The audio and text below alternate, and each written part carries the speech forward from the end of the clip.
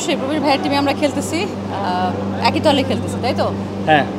কি বলে কিভাবে খেলবো মানে আমাদের খেলার নিয়মটা তো হচ্ছে যে 18 ওভার ছেলেরা খেলবে হার্ড বলে, আর 2 ওভার হবে সফট বলে, এটা মেয়েদের। সো মেয়েরা মেয়েদের সাথে খেলবে আর ছেলেরা 18 ওভার খেলবে। আর আমরা সেই সময় আমরা চিয়ার আপ করবো সবাইকে, তাই তো?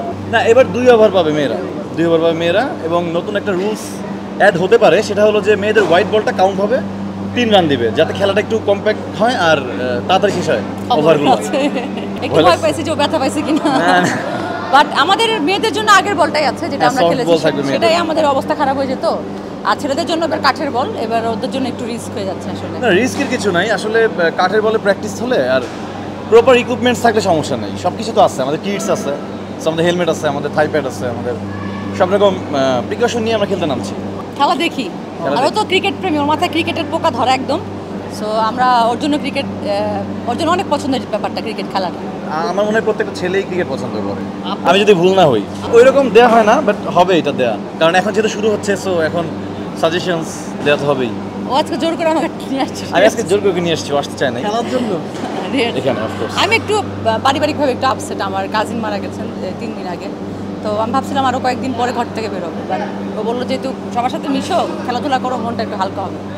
আসলে লাইফ মাস্ট গো অন। আমার ভাই ধ্রুব 23 বছর বয়সে মারা গেল, একদমই ছোট, অল্প বয়স। আসলে ওর পৃথিবী দেখার কিছুই হয় না এখনও, এই জন্য একটু আপসেট ছিলাম, বাট সবাইকে দেখে আবার একটু ব্যাপারটা নর্মাল করার চেষ্টা করছি।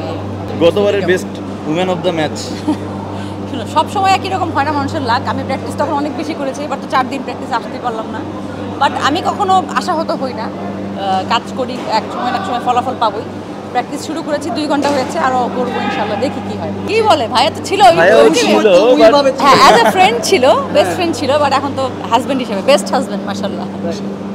ও অনেক সাপোর্টিভ, মানে একটা বন্ধুকে লাইফ পার্টনার হিসেবে পাওয়া একটা মেয়ের পক্ষে আসলে অনেক ভাগ্যের ব্যাপার। আমাদের ফ্যামিলিকে ধন্যবাদ যে আমাদেরকে একসাথে করে দিয়েছে।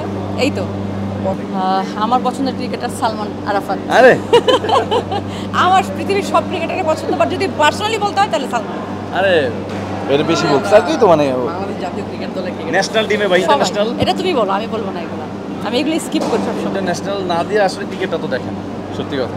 দেখি যতটুকু দেখে, ওর বাংলাদেশ একবার হারার পরে খেলা দেখা বন্ধ করে দিয়েছিল না, এগুলো বলা দরকার আছে। ও সাকিবের ফ্যান, সাকিব আল হাসান। আমি ব্রাজিল, এটা নিয়ে আমাদের লাগে আসলে, আমি আর্জেন্টিনা তো অনেক, বাট ও যখন হেরে যায় তখন আমার কষ্ট লাগে, এই লাস্টবার। হ্যাঁ মানে এটা নিয়ে আসলে খুব বেশি বদার্ড না, আর ওই বয়সটা পার করে আসছি যে হারলে মন খারাপ থাকবে, এখন তো সবাই ম্যাচিওর অডিয়েন্স। সো দেখি, খারাপ মানে এমন হয়েছে ফাইনাল ম্যাচে আমি যখন আর্জেন্টিনা সাপোর্ট করতো, ফাইনালে কিন্তু আমি আর্জেন্টিনা সাপোর্ট করছি। এমন না যে ব্রাজিল কই থেকে আর্জেন্টিনা আমার হেটার, আমি আর্জেন্টিনা আচ্ছা, আমরা হেটার। ফুটবল বাদ দেই, আমরা এখন ক্রিকেটের কথা বলছি। ক্রিকেটের কথা ক্রিকেটে বলছি, থাকি, রাইট। এত সুন্দর একটা ইনডোর আমরা প্র্যাকটিস করছি, এটা আমাদের কাছে নতুন। আর আমাদের প্রত্যেকটা কলা কৌশলী বন্ধু বান্ধব যারা আছে, তারা সবাই একসাথে আবার দেখা হচ্ছে, এটা অনেক বড় ব্যাপার না? আর ওই তো সবাই সব ডিরেক্টরকে দেখছি, রাজ, সিয়াম, আজাদকে এত বছর পরে দেখলাম, আমাদের র্যাম্পের অনেককেই দেখলাম, মডেলদেরকে দেখলাম, অনেক ভালো লাগছে। মানে এটারই এটা ঈদের মতন একটা অবস্থা আসলে, সবাইকে একসাথে দেখতে পাওয়াটা। আর ক্রিকেট তো আমাদের জাতীয় খেলার মতোই পড়ে গেছে, সবার মনের খেলা, প্রাণের খেলা, খেলতে খুব এনজয় করি। এই তো, thank you so much. Thank you.